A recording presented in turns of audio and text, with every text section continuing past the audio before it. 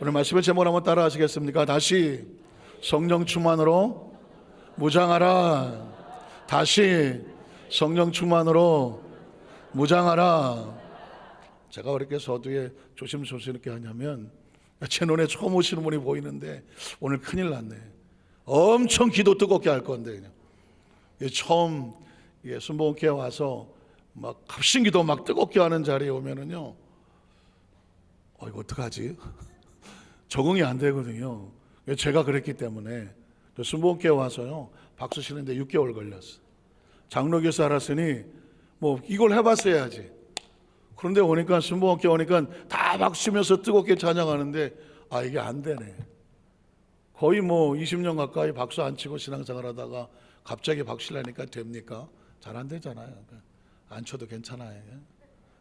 남들 다 치는데 마음이 아직 어색해서 안 치려는 건 괜찮고요. 동성 기도할 때 나 기도할 거 없는데 그럴 수도 있거든요. 그렇지만 하나님께서 마음이 있는 대로 그냥 심령을 남들 기도할 때 똑같이 기도하지 못하더라도 하나님 내 마음이 이래요. 그 마음을 고백하면 그게 뭐가 된다? 그 기도가 돼요. 오늘 이곳에 예배 가운데 오신 성도는 뭐 한 사람도 빠짐없이 오늘 성령에 대한 말씀을 나눌 때에 성령님께서 머리마다 안수해 주시고 위로하고 싸매하고 치료하고 하나님은 역사하시는 그 은혜가 함께 하시기를 주의 이름으로 축복합니다. 다시 성령으로 충만함을 무장하라, 이런 제목으로 말씀 은혜를 나누기 원합니다.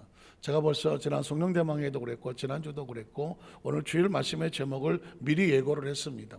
왜냐하면 제가 최근에 감리교신학대학교 은퇴 교수, 평생을 교단에서 신학생들을 가르쳤던 그 교수가, 목사님인지는 잘 모르겠어요. 교수라고 나왔는데 그분이 기독교 사상이라는 곳에서 1월 5일에요. 지난달 거죠. 1월 5일에 한국 교회가 빨간불이 들어와 있다라고 하는 글을 기고를 했습니다.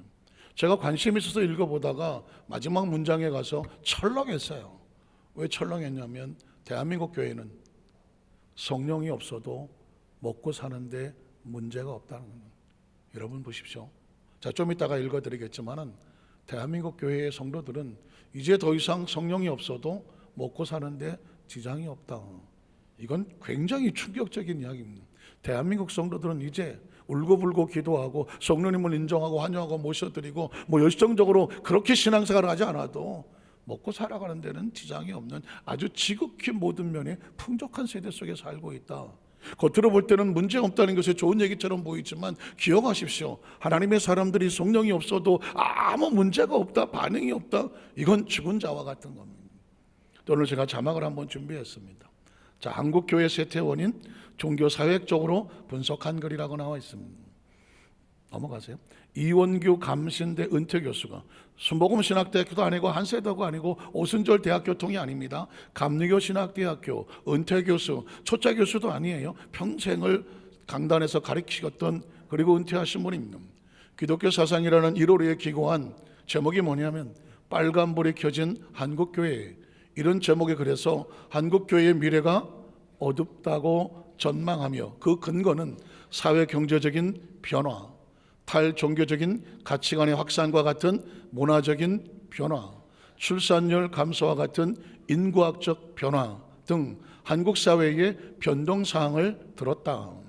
또 20세기 후반 몇십 년간 눈부신 성장을 이루었던 한국교회는 어쩌다가 쇠퇴의 길로 접어들었을까? 이 교수는 이렇게 분석합니다. 종교의 성장과 쇠퇴 현상은 사회 상황과 밀접한 관계가 있다. 사회학적으로 종교의 성세에 영향을 미치는 것은 기본적인 요인은 분명하다. 이는 종교에 대한 사회적, 개인적 수요 혹은 필요성에 달려 있다고 전했다. 또 이 교수는 한국 사회가 민주화가 되고 경제 수준과 복지 수준이 크게 향상되자 경제적으로 윤택해지면서 부와 건강을 약속했던 소위 번영의 복음이라는 의미를 잃게 되었다. 게다가 보편적인 복지, 나아가서 무상복지가 점점 확대되고 사회적 약대에 대한 국가적 배려는 놀라울 정도로 향상되었다. 그래서 경제와 복지 수준이 크게 높아지면서 종교가 쇠퇴하게 된 서구 선진 국가들의 무슨 현상? 세속화 현상. 이미 우리는 오래전부터 영국이라고 하는 프랑스, 이태리, 기독교의 런던은 복음을 로마에서 런던으로 와서 대부흥의 역사가 있고 유명한 부흥자들이 있고 큰 교회가 있는 그 영국에 지금은 교회마다 성도가 없거든요. 거의 무슨 박물관이 되고 유럽의 큰 그 중세교회 위용을 자랑하던 그 건물들이 그냥 박물관으로, 어떤 데는 서커스장으로, 전람회관으로, 미술관으로 그렇게 전락해지는 이런 현상을 보면서 굉장한 충격을 받았군요. 왜 저런 일이 벌어지나? 딴 게 아니었습니다. 먹고 사는데 지장이 없어지니까 사람들이 점점 쇠속화 현상이 되는 겁니다. 하나님이 다급하지가 않은 거예요. 굳이 하나님에 대한 절박한 기도와 성령에 대한 필요성을 못 느끼고 있는, 그래서 교회가 점점 쇠퇴하고 있는 유럽의 세속화 현상이 우리나라에서도 현실이 되고 점점점 크게 영향을 미치고 있다는 것입니다. 또 그 다음에 보면 또 뜨겁던 한국인의 종교성이 약화된 점도 집었다. 한국교회는요, 우리 한국 사람들은 굉장히 종교적인 열성이 강한 사람들입니다. 영적인 민족이거든요. 그런데 그 영적인 종교성이 약화됐다는 거죠. 이 교수는 대표적으로 한국교회에서 성령의 열풍이 꺼져가고 뜨거움이 사라지고 있다.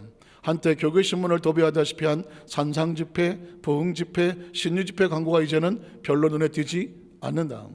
어디서 성령 집회를 한다고 할지라도 보기 자체도 어렵지만 성령 집회를 한다고 해도 참여하는 교인도 별로 없다. 왜 그런 일이 벌어졌을까요? 기도원들이 줄줄이 문을 닫고 있다. 혹시 기도원을 다니는 분들은 아시겠지만 물론 코로나 영향도 굉장히 컸습니다. 모이지 못하게 하고 하니까 거리두기로 인해서 거의 기도원이 줄줄이 문을 닫았던 기억이 있고요. 지금 대한민국에 몇 개의 기도원을 배회하면 거의 유지하기가 어려운 상황에 있는 것은 맞습니다. 자, 그런데 교회에서 영성이란 말은 들리지만 성령 강림, 성령 체험, 성령 세란 말은 점점 듣기 어려워졌다. 제가 아까 서두에 말씀을 드렸지만 오순절 대학의 교수가 말하는 게 아닙니다. 좀 리버럴하다가 조금은 자유주의적이라고 말하는 감리교 신학대학의 은퇴 교수의 입에서 이런 이야기가 나오는 겁니다. 더 이상 성령 감림이라든가 성령 체험이라든가 성령 세라는 단어가 듣기 어려워졌다는, 전 이 부분에 깜짝 놀랐습니다. 감신대 교수가 성령 세례와 성령 강림과 성령 세라는 말을 체험이라는 단어를 이렇게 관심 있는 줄을 몰랐어요. 그런데 지금 그게 듣기가 어려워졌고, 한마디로 말하면 교회 성장의 동력이 되었던 성령 운동이 교회에서 점점 힘을 잃어가고 있고 설득력을 갖지 못했다는 겁니다. 이 교수는 정확하게 짚었습니다. 교회는 제가 이따가도 말씀드렸지만 오순절 마가 다락방에 성령의 강림과 함께 출발했거든요. 교회는 성령이 세우시고 성령이 이끌어가시고 성령이 함께하는 것이거든요. 그런데 만에 하나 성령의 역사가 끝나면 자연히 교회도 힘을 잃는 거거든요. 그런데 스스로 성도들이 더 이상 성령 세례, 성령 감동, 성령의 체험에 대해서 관심을 갖지 아니하고 그냥 세상에 나가서 적당히 먹고 살아도 별로 불편한 걸 모르는 그런 상황. 그래서 성령 운동이 더 이상 힘을 잃어버렸다는 거예요. 또 그 다음에 보면, 그러면서 왜 한국교회의 뜨거운 성령 운동이 사라지게 되었을까? 이유는 간단하다. 한국의 경제와 교육과 과학과 복지의 수준이 향상되었기 때문이다. 이렇게 분석을 하면서 머리로 이해할 수 없는 것은 가슴으로 받아들일 수 없다. 머리가 점점 이성이 발달했음으로 말미암아 하나님이라는 존재도 3차원적인 자신의 지식으로 생각되지 않으면, 하나님도 머리로 이해되지 않으면 믿지 않는, 하나님은 영적인 존재인데 우리 머리로 어떻게 이해가 되겠습니까? 그럼에도 불구하고 내 머리로 이해되지 않는 것은 나는 믿지 않겠다. 이런 쪽으로 육체적인 존재로 전락해버렸기 때문입니다. 또 그래서 다음에 보면 이제 한국인은 성령의 도움 없이도 잘 먹고 잘 산다. 제가 여기서 충격을 받고 한동안 정신을 못 차렸습니다. 정말 대한민국 교회가, 우리 성도들이 이런가? 성령이 없어도 잘 먹고 잘 산다. 대한민국 교회 60년, 70년, 80년도에 이 한국 교회의 부흥에 1000만, 1200만 원을 하고 전 세계에서 가장 큰 교회는 다 대한민국에 있거든요. 장로교, 순복음교 이런 말할 것도 없고, 감리교, 침례교, 성결교, 세계 최대 교회는 전부 다 이 조그만 땅덩어리지만 대한민국에 있거든요. 그처럼 영적으로 세계를 선도하던 그 나라가 대한민국이거든요. 그런데 그 대한민국이 성령이 없이, 성령의 도움 없이도 잘 먹고 잘 산다. 이 이야기는 하나님 없이도, 예수를 믿지 않아도 그냥 적당히 교회 생활하고 다녀도 난 불편한 거 없어. 이 이야기는 그만큼 하나님과 관계가 멀어질 대로 멀어져 버렸다는 것입니다. 그래서 가난을 벗어나고 마음의 평안을 얻고 육체적 건강을 위해서 성령은 꼭 필요한 것이었다. 그러나 오늘날은 잘 살아야 된다. 좋은 직장을 얻어서 돈만 많이 벌면 먹고 사는데 지장이 없는데 뭘 그렇게 신앙생활을 그렇게 억지로 말이야 극성스럽게 할 필요가 뭐가 있어 하는 상황으로 변화됐다는 겁니다. 전 여기서 두려웠어요. 왜 들어온지 아십니까? 성경을 알기 때문입니다. 여러분도 아시겠지만 이 땅의 사람들이 그 마음이 세상의 어떤 곳에 의해서 마음을 빼앗기고 하나님 없어도 돼, 굳이 하나님 찾을 필요, 교회 먹고 가야 돼, 예수 꼭 믿어야 돼, 하나님을 꼭 내가 가서 해야 돼, 그렇게 열심히 신앙생활을 해야 돼, 난 안 그래도 돼, 나 그렇지 않아도 바쁜 사람이야, 이렇게 말한다는 얘기는 하나님과 거리가 멀어졌다는 것인데, 성경은 시대와 상관이 없이 사람이 하나님과의 관계가 멀어지면 그 자체가 뭐가 되냐면 물을 떠난 고기와 같이 심판이 되는 거예요. 물고기는 심판이 딴 거 없어요. 물 밖에 나가시면 그게 심판입니다. 사람도 마찬가지입니다. 그렇지 않아요. 하나님과 관계가 끊어지면 그냥 그게 심판이에요. 그리고 하나님의 역사가 더 이상 그 사람에게 나타나지 않는, 덜커도 겁이 나는 거예요. 이 대한민국에 어쩌다가 이렇게 됐나? 성령의 도움이 없이도 잘 먹고 잘 사는데 별로 문제가 없다고 하는, 큰일 났다는 생각이 듭니다. 그래서 제가 지난주에 또 지지난주에 계속 오늘 말씀을 예고를 하면서 또다시 성령 충만으로 무장하지 아니하면, 하나님을 부여잡지 아니하면 우리는 미래가 없다는, 전 세계 어떤 나라들도, 대한민국에 다른 어떤 사람이 그렇게 한다고 적어도 여조수만 않게 우리 성도들만은 성령을 붙잡아야 된다. 성령을 다시 무장해야 된다. 생명은 성령 안에서만 비로소 안전하기 때문이다. 우리는 첫 번째로 하나님의 영이 떠나면 그 자체가 축복의 상실과 죽음이라는 사실입니다. 오늘 성경은 창세 6장 1절 이하인데, 오늘 말씀은, 오늘 여러분이 말씀을 직접 눈으로 보고 목사님이 왜 저렇게 말을 하나, 정말 이런 말씀이 성경에 있나, 여러분 눈으로 보시고 여러분의 입술로 같이 봉독을 같이 하는 겁니다. 자, 창세 6장 1절 이하를 같이 읽어갑니다. 사람이 땅 위에 번성하기 시작할 때에 그들에게서 딸들이 나니, 하나님의 아들들이 사람의 딸들이 아름다움을 보고 자기들이 좋아하는 모든 여자를 아내로 삼는지라. 야훼께서 이르시되 나의 영이 영원히 사람과 함께하지 아니하리니 이는 그들이 육신이 됨이라. 그러나 그들의 날은 120년이 되리라 하시니라. 당시에 땅에는 네피림이 있었고 그 후에도 하나님의 아들들이 사람의 딸들에게로 들어와 자식을 낳았으니 그들은 용사라 고대의 명성 있는 사람들이었더라. 야훼께서 사람의 죄악의 세상에 가득함과 그의 마음으로 생각하는 모든 계획이 항상 악할 뿐임을 보시고 땅 위에 사람 지으셨음을 한탄하사 마음에 근심하시고 이르시되 내가 창조한 사람을 내가 지면에서 쓸어버리되 사람으로부터 가축과 기는 것과 공중의 새까지 그리하리니 이는 내가 그것들 지었음을 뭐합니까? 한탄하는 거예요. 저는 성경 속에서 미국에서 선교사를 할 때 어느 날 말씀을 묵상하고 설교 준비를 하는데 성경을 펼쳤더니 엄청난 하나님의 통곡이 들리더라고요. 혹시 들리십니까? 이 우주 안에 가득 차 있는 하나님의 통곡이에요. 잃어버린 자기 백성들을 어떻게 건져내기를 원하시는지, 그 믿지 않는 그 영혼들을 어떻게 내가 찾아야 할까, 하나님의 통곡 소리가 들리는데 오늘 성경에 보니까 하나님의 한탄 소리가 들려요. 내가 어떻게 해서 이 백성을 만들어서 이 백성과 함께 이 땅을 하나님의 아름다운 작품으로 만들려고 했는데 이들이, 하나님의 아들들이 사람의 딸들에게 마음을 빼앗겨서 나의 영이 더 이상 필요 없으니 하나님은 내가 다시는 사람과 이 땅에 나의 영을 두지 않겠다. 하나님의 영을 거두시겠다는 것입니다. 여러분 성경 속에서요 가장 무서운 단어가 뭔지 아십니까? 하나님이 내가 다시는 너와 함께 하지 않겠다는 거예요. 하늘의 태양만 빛을 잃어도 지구는 멸망합니다.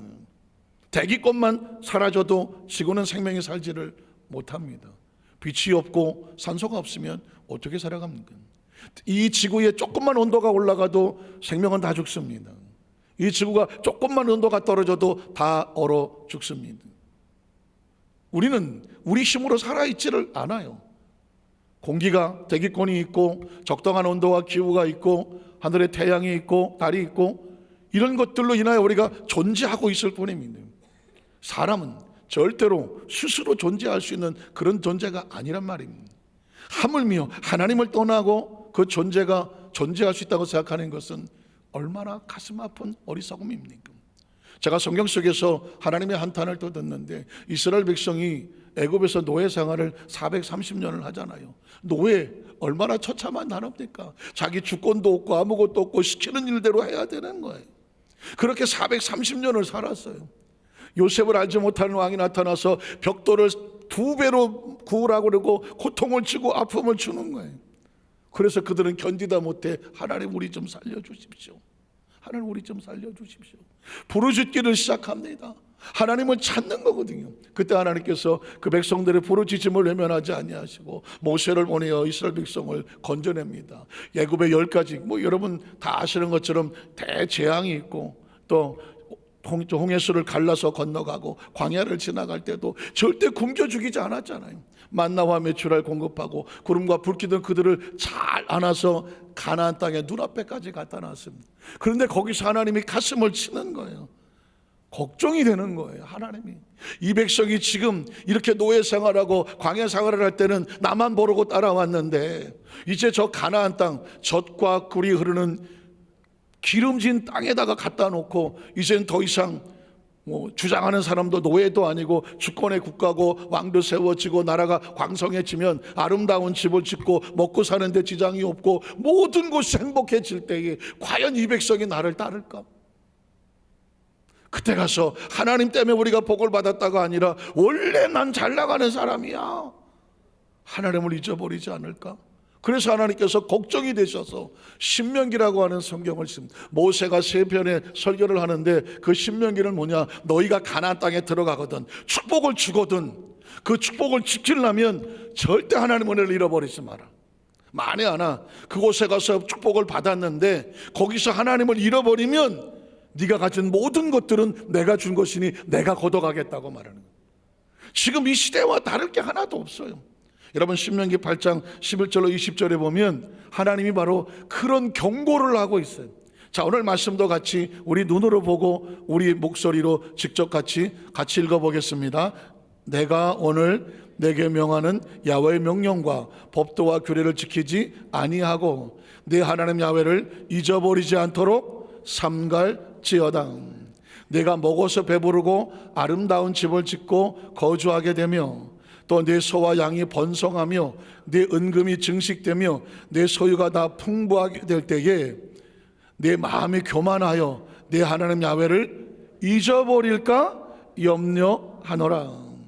야훼는 너를 애굽 땅 종되었던 집에서 이끌어내시고 너를 인도하여 그 광대하고 위험한 광야 곧 불뱀과 전갈이 있고 물이 없는 간조한 땅을 지나게 하셨으며 또 너를 위하여 단단한 반석에서 물을 내셨으며 또 네 조상들도 알지 못하던 만나를 광야에서 내게 먹이셨나니 이는 다 너를 낮추시며 너를 시험하사 마침내 내게 복을 주려 하심이었느니라. 자, 그러나 네가 마음에 이르기를 내 능력과 내 손의 힘으로 내가 이 재물을 얻었다 말할 것이라. 그러면 네 하나님 야훼를 기억하라.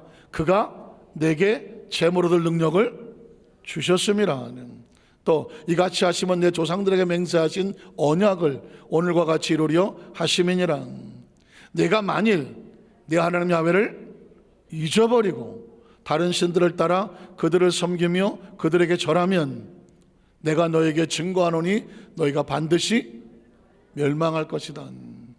야훼께서 너희 앞에서 멸망시키신 민족들과 같이 너희도 멸망하리니 이는 너희가 너희 하나님 야훼 소리를 뭐하지 않았어요? 청정하지 아니함이라니. 사랑하는 성도 여러분, 가나안 땅에 아직 들어가지 않았어요. 그런데 하나님께서 그 가나안 땅에 들어갔다가 다 노아 시대처럼 다 쫓겨나고 심판을 받을까 봐 가슴을 치면서 경고의 소리를 하는 거예요. 네가 앞으로 큰 복을 받을 거야. 너의 땅이 생길 거고 아름다운 집이 생길 거야. 먹고 마실 게 풍족해질 거야. 그리고 모든 사람이 너를 부러워하게 될 거야. 그럴 때에 그걸 지키는 방법은 뭐냐? 하나님의 은혜를 잊어버리지 말라는 거죠. 하나님의 은혜를 잊어버리면 너는 반드시 하나님의 약속대로 망할 것이라고 말하는 것입니다. 여러분, 이 말씀을 듣게 되면 이건 광야 시대에 있었던 수천 년의 이야기가 아니거든요. 지금 이 시대에 하나님 똑같이 말합니다. 대한민국 사람들아, 대한민국 성도들아, 너희가 지금 잘 먹고 잘 살고 아름다운 집을 지으며 수많은 수입을 얻고 살고 자녀와 자손들이 행복하게 살며 별 문제가 없을 때, 그러면 그것을 누가 주었느냐? 그것 속에서 하나님의 은혜를 잊어버리지 마라. 네가 만일 하나님을 잊어버리고 내 마음을 다른 데로 뺏기면, 우상숭배는 딴 거 아니거든요. 마음을 뺏기는 거거든요. 마음을 뺏기면 반드시 기억해라. 너는 반드시 멸망하게 될 것이다. 그것을 잊어버리게 될 것이다.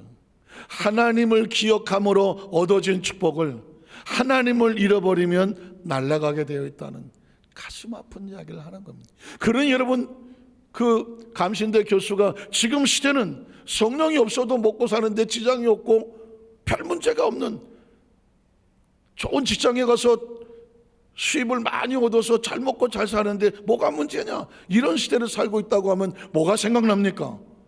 네가 하나님의 은혜를 잃어버리면 반드시 뭐하리라? 멸망하리라는 생각이 들거든요. 그러니 여기서 우리는 적어도 소돔과 고모라에 여인 10명만 있어도 그 소돔과 고모라를 심판하지 않겠다고 했는데, 누군가 깨어서 이 음성을 듣고 다시 성령 충만으로 우리가 하나님께로 다시 돌아옵니다 해야 되지 않겠습니까? 그래서 두 번째로 하나님께서 이스라엘 백성들에게 간곡하게 부르짖습니다. 내게로 다시 돌아와라. 너희 마음을 내게로 다시 돌아와라. 그러면 내가 다시 성령을, 떠났던 성령을 너희에게 부어주겠다고 말했습니다. 성령이 떠나는 게 심판이고 성령을 다시 부어주시는 것이 회복이거든요.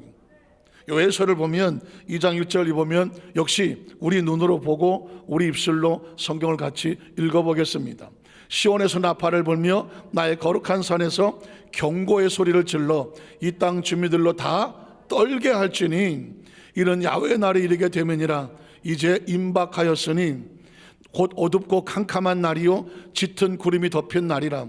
새벽빛이 산꼭대기에 덮인 것과 같으니 이는 많고 강한 백성이 이르렀음이라. 이와 같은 것이 옛날에도 없었고 이후에도 대대에 없으리로다. 불이 그들의 앞을 사르며 불꽃이 그들의 뒤를 태우니 그들의 예전 땅은 에덴 동산 같았으나 그들의 나중 땅은 황폐한 들 같으니 그것을 피한 자가 없도다. 여호와의 말씀에 너희는 이제라도 금식하고 울며 애통하고 마음을 다하여 내게로 돌아오라 하셨나니 너희는 옷을 찢지 말고 마음을 찢고 너희 하나님 야훼께로 돌아올 지어다. 그는 은혜로우시며 자비로우시며 노하기를 더디하시며 이내가 크시사 뜻을 돌이켜 재앙을 내리지 아니하시나니 주께서 혹시 마음과 뜻을 돌이키시고 그 뒤에 복을 내리사 너희 하나님 야훼께 소제와 전제를 드리게 하지 아니하셨든지 누가 알겠느냐? 너희는 시온에서 나팔을 불어 거룩한 금식일을 정하고 성회를 소집하라. 백성을 모아 그 모임을 거룩하게 하고 장로들을 모으며 어린이와 젖 먹는 자를 모으며 신랑을 그 방에서 나오게 하며 신부도 그 신방에서 나오게 하고 야훼를 섬기는 제사장들은 낭실과 제단사에서 울며 이르기를 야훼여 주의 백성을 불쌍히 여기소서. 주의 기업을 욕되게 하여 나라들로 그들을 관할하지 못하게 하옵소서. 어찌하여 이방인으로 그들의 하나님이 어디 있느냐 말하게 하겠나이까 할지어다. 시간이 없다는 겁니다. 신랑과 신부가 결혼해서 신방에 들어갔는데 지금 신랑과 신부가 한 방에 있을 겨를이 없어. 신랑도 나오게 하고 신부도 나오게 하고 제사장들은 그 성전에서 부르짖어 이 백성을 하나님께로 돌아오도록 야훼여 우리를 불쌍히 여기소서 간구하여 기도하고 하나님께로 돌아오게 하라는 것입니다. 그러면 하나님의 약속은 뭘까요? 그때에 야훼께서 자기의 땅을 극진히, 다 같이 읽습니다. 극진히 사랑하시오 그의 백성을 어떻게 불쌍히 여기실 것이라. 야훼께서 그들에게 응답하여 이르시기를 내가 너희에게 곡식과 새 포도주와 기름을 주리니 너희가 이로 말미암아 흡족하리라. 내가 다시는 너희가 나라들 가운데서 욕을 당하지 않게 할 것이며 내가 북쪽 군대를 너희에게서 멀리 떠나게 하여 메마르고 적막한 땅으로 쫓아내리니 그 앞에 부대는 동해로 그 뒤에 부대는 서해로 들어갈 것이라. 상한 냄새가 일어나고 악취가 오르니 이런 큰 일을 행하였음이니라 하시더라. 그러면 이제까지 있었던 그 문제를 누가 막아주신다고요? 하나님께서 막아주시겠다고 했습니다. 그리고 나서 이렇게 되면 하나님께서 다시 떠났던 영을 부어주시겠다고 말합니다. 28절 이하를 보면 그 후에 내가 무엇을 내 영을 만민에게 부어주리니 너희 자녀들이 장래일을 말할 것이며 너희 늙은이는 꿈을 꾸며 너희 젊은이는 이상을 볼 것이며 그때 내가 또 내 영을 남종과 여종에게 부어줄 것이며 내가 이적을 하늘과 땅에 베풀리니 곧 피와 불과 연기 기둥이란. 야훼 그거 두려운 날이 이르기 전에 해가 어두워지고 달이 핏빛같이 변하려니와 누구든지 야훼 이름을 부르는 자는 구원을 얻으리니 이는 나 야훼의 말대로 시온산과 예루살렘에서 피할 자가 있을 것이며 남은 자 중에 나 야훼의 부름을 받을 자가 있을 것임이라. 오늘은 제가 말씀을 직접 설명하는 것보다도 오늘은 하나님의 성령께서 지금 얼마나 우리 가운데 어떻게 역사하시기를 원하신지를 직접 말씀을 봉독하고 말씀을 눈으로 확인하고 여러분의 머릿속에 말씀을 읽을 때에 성령님께서 그래서 다시 성령 충만해야 되는구나. 한 사람 한 사람에게 성령님이 친히 말씀하여 주시고 가슴을 뜨겁게 하여 주시고 깨닫게 하여 주시고 말씀을 열어주시고 듣게 하시고 그래서 어떻게 마음이 감동이 되어 우리 입으로 기도하지 않고는 견딜 수 없는 다시 성령님을 사모하게 하지 않고는 견딜 수 없는 그 은혜가 함께하기를 간절히 원하는 겁니다. 이제 성령님께서 다시 보셔 약속을 했잖아요. 그래서 여러분 마지막 세 번째를 보면 예수님은 뭘 하셨냐면 그의 사역에 철저하게 최후의 만찬, 최후의 명령, 예수님의 마지막 사역의 결론은 성령 충만이었습니다. 성령 충만. 우리 작은 첫 번째로 최후의 만찬의 모습을 한번 살펴보면 최후의 만찬이 뭐였을까? 여러분 최후의 만찬도 라스트 서퍼라고 하는 레오나르도 다빈치의 그림은 뭐 잘 아시죠? 뭘 먹고 마시고 낭만적으로 보입니까? 아닙니다. 예수님이 마지막으로 십자가 앞에서 피투성이 되는 마음으로 찢어지는 마음으로 잔과 피를 나누어 주면서 다음 주에 우리가 성만찬을 하는데 자신의 깨어진 몸과 흘리신 피를 먹게 하시는 이 성만찬을 하면서 한 놈은 모른다고 3번 부인하고 도망할 것이고 한 놈은 예수의 등에 칼을 꽂으며 그리고 고스로 팔아먹을 것이고 나머지 제자들은 다 십자가 앞에 도망을 칠 것인데 그 상황 가운데에 너희가 다시 회복할 수 있는 길은 무엇일까? 그때 주신 말씀은 성령을 받으라는 것입니다. 최후 만찬의 주제는 그래서 성령입니다. 요한복음 14장 10절 이하를 또 같이 읽어봅니다. 내가 아버지께 구하겠으니 그가 또 다른 보혜사를 너에게 주사 영원토록 너희와 함께 있게 하리니 그는 진리의 영이라. 세상은 능히 그를 받지 못하나니 이는 그를 보지도 못하고 알지도 못함이라. 그러나 너희는 그를 아나니 그는 너희와 함께 거하시며 또 너희 속에 계시겠음이라. 또 내가 아버지께로부터 너희에게 보낼 보혜사 곧 아버지께 나오시는 진리의 성령이 오실 때에 그가 나를 증언하실 것이요 또 너희도 처음부터 나와 함께 있었으므로 증언하느니라. 또 계속 이어서 그러나 내가 너에게 실상을 말하노니 내가 떠나가는 것이 너희에게 유익이라. 내가 떠나가지 아니하면 보혜사가 너희에게로 오시지 아니할 것이고 가면 내가 그를 너희에게로 보내리니 그가 와서 죄에 대하여 의에 대하여 심판에 대하여 세상을 책망하시리라. 죄에 대하여는 그들이 나를 믿지 아니하며 또 의에 대해서라면 내가 아버지께로 가니 너희가 다시 나를 보지 못하며 심판에 대하여는 이상 임금이 심판을 받았음이라. 내가 아직도 너에게 이를 것이 많으나 지금은 너희가 감당하지 못하리라. 그러나 진리의 성령이 오시면 그가 너희를 모든 진리 가운데로 인도하시리니 그가 스스로 말하지 아니하고 오직 들은 것을 말하며 장래를 너희에게 어떻게 하시리라? 알리시리라고 말했습니다. 지금 철저하게 저도 제가 설교하고 싶어서 마음이 여기까지 차올라요. 지극히 절제하는 겁니다. 그냥 말씀을 읽을 때 그 말씀을 읽는 여러분이, 그 말씀을 읽는 우리에게 그 말씀이 우리를 깨닫게 하고 생각나게 하고 그 말씀이 증거되게 하셔서, 그래서 최후의 만찬에 예수님은 먹고 마시는 게 문제가 아니라 보혜사 성령님을 약속하신 거구나. 그러면 예수님은 부활하시고 마지막 승천하시는 제자들에게 마지막 명령이 뭘까요?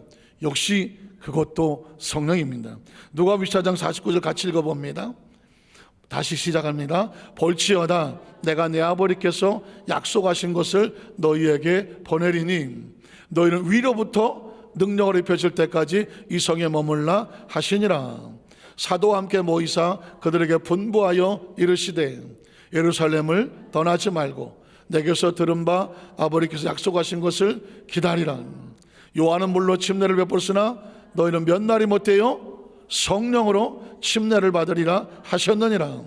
그들이 모였을 때에 예수께 여쭤 이르되 주께서 이스라엘을 복하심이 이때이니까 아니 이르시되 때와 시기는 아버지께서 자기가 원하여 줬으니 너희가 알 바가 아니요 오직 성령이 너에게 임하시면 너희가 권능을 받고 예루살렘과 온 유다와 사마리아와 땅끝까지 이르러서 내 증인이 되리라 하시니라.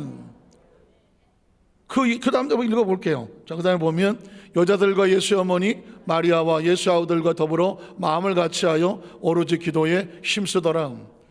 또 그 다음 절 보면 그래서 오늘 본문인 거거든요. 우리 교회가 여기서 탄생했고요, 성령 세례가 여기서 탄생했어요. 사도행전 2장 1절로 4절에 있기까지 이런 스토리가 있는 거예요. 그리고 드디어 여기서 하나님이 하셨던 성령이 우리 가운데 약속대로 임하는 장면이거든요. 자, 같이 읽어보겠습니다. 오순절 날이 이미 이름에 그들이 다 같이 한 곳에 모였더니 호리날로부터 급하고 강한 바람 같은 소리가 있어서 그들이 앉은 온 집에 가득하며 마치 불의처럼 갈라지는 것들이 그들에게 보여 각 사람 위에 하나씩 임하여 있더니 그들이 다 성령의 충만함을 받고 성령이 말하게 하심을 따라 다른 언어들로 말하기를 시작하니라. 할렐루야. 오늘 오신 성도님들 중에서 아니 목사님이 설교를 해야 내가 중간중간 딴 생각도 하고 머릿속으로 다른 생각도 했는데 이거 꼼짝없이 따라 읽으라 그러니까 딴 생각을 해야 못해요? 못하지. 제가 이렇게 설교하면 성도들이 딴 생각을 못하는구나. 이게 제가 막 설교하다 보면 딴 이렇게 행동 따르게 하는 게 보이거든요.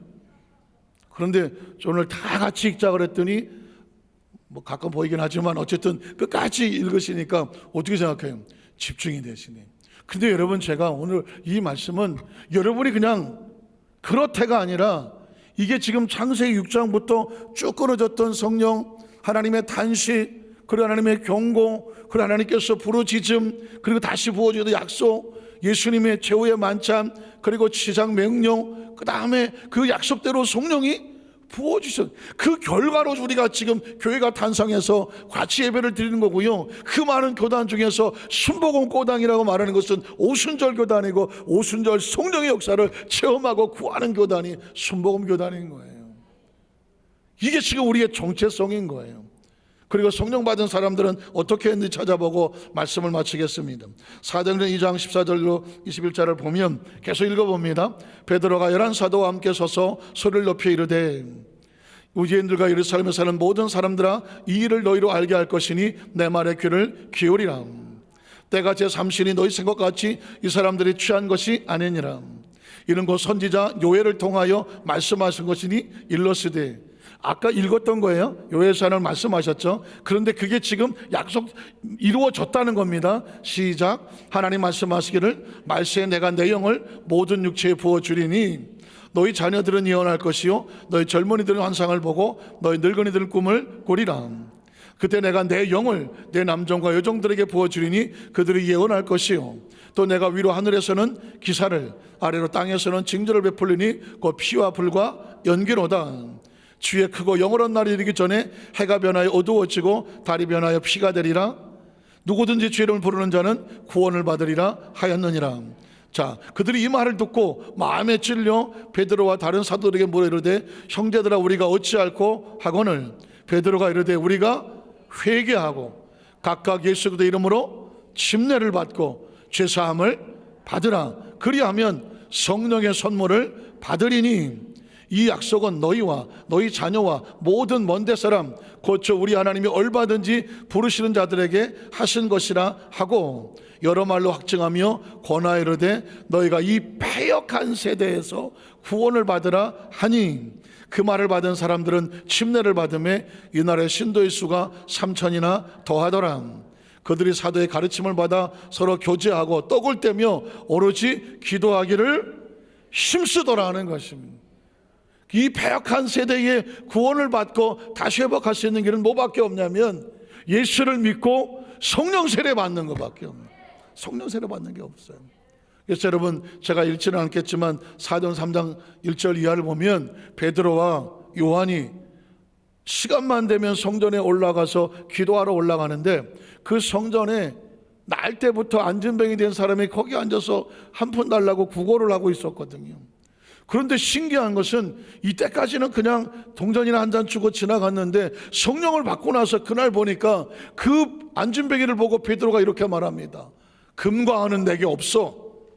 내게 있는 것으로 줄게. 그게 뭐예요? 나사렛 예수 그리스도 이름으로 일어나 걸을 지어다라고 말합니다. 베드로에게 있었던 게 아닙니다. 이전에 성령 받기 전에는 그런 역사가 없었어요. 근데 성령의 능력이 주어지니까 치 역사가 나타나고 은사가 나타나는 거예요. 오늘 저와 여러분에게 이 시대에 하나님의 역사는 여전히 일하고 계시는 줄로 믿습니다. 성령님을 인정하십니까? 환영하십니까? 모셔드리십니까? 말씀을 정리하기 원합니다. 저는 어려서부터 신앙생활을 했어요. 교회 학교를 어려서부터 다녔고 중고등학교 이때까지 거의 평생을 신앙생활을 했어요. 신앙생활을 하면서 가장 제 마음속에 걸리는 거 하나는 뭐냐면 이렇게 열심히 신앙생활을 했고 나중에 가서 너 신앙생활 헛했어 이렇게 말하면 이것처럼 억울한 게 어디 있어요. 신앙생활 열심히 한다고 했는데 알고 보니 이건 신앙교회 문턱만 왔다 갔다 했다고 누군가 그렇게 나에게 말을 한다면 이것처럼 허무한 게 어디 있냐고요. 우리의 신앙생활을 평생을 하는 신앙 가운데 가장 핵심은 뭐냐? 성령 세례를 받고 성령과 충만해서 성령과 동행하는 거예요. 그래야 우리의 신앙생활이 절대로 교회 문 밖에서 왔다 갔다 하는 것을 끝나지 아니하고 하나님 말씀을 끌어안고 성령님과 동행하는 진짜 신앙생활이 되는 거예요. 지금 성령이 필요 없다고 없애는 사람들은 성령의 역사가 아니라 세상에 한 발, 교회에 한 발 왔다 갔다 하면서 그냥 적당히 살아도 별 문제를 못 느끼는 사람이에요. 제가 갑자기 떠오르는 복음성가 작사곡을 하나 할까? 마음에 이런 제목이 떠올랐어요. 성령이 없이는 못 살아요. 그래서 혹시 몰라서 인터넷을 찍어봤어요. 누가 이런 거 썼을까? 성령이 없이는 못 살아요. 아무도 없어요. 그런데 이런 글은 있어요. 사랑이 없이는 못 살아요. 누가 불렀더라? 사랑이 없이는 못 산대. 그래서 어떤 사람은 돼지고기 없이는 못 살아요. 또 이런 것도 있어요. 이거 먹방인가 이거는?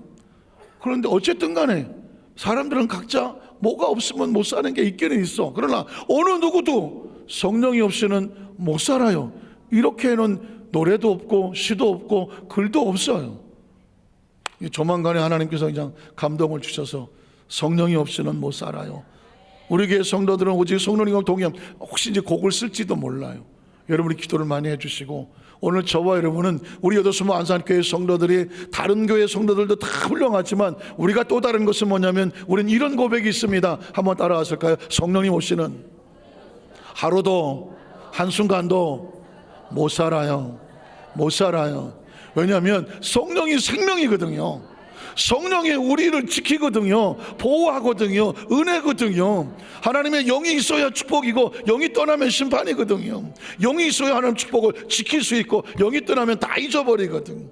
저는 우리 에도스 완전케 제가 사랑하는 모든 성령 한 사람도 빠짐없이 성령님과 동행해서 주신 생명, 축복, 은혜 하나도 잃어버리지 아니하고 주님 오시는 그날까지, 주 앞에 날까지 날마다 풍성하게, 더 풍성하게 하나님의 축복 가운데 거하시기를 주님의 이름으로 축원합니다. 기도하겠습니다. 전능하신 하나님 아버지,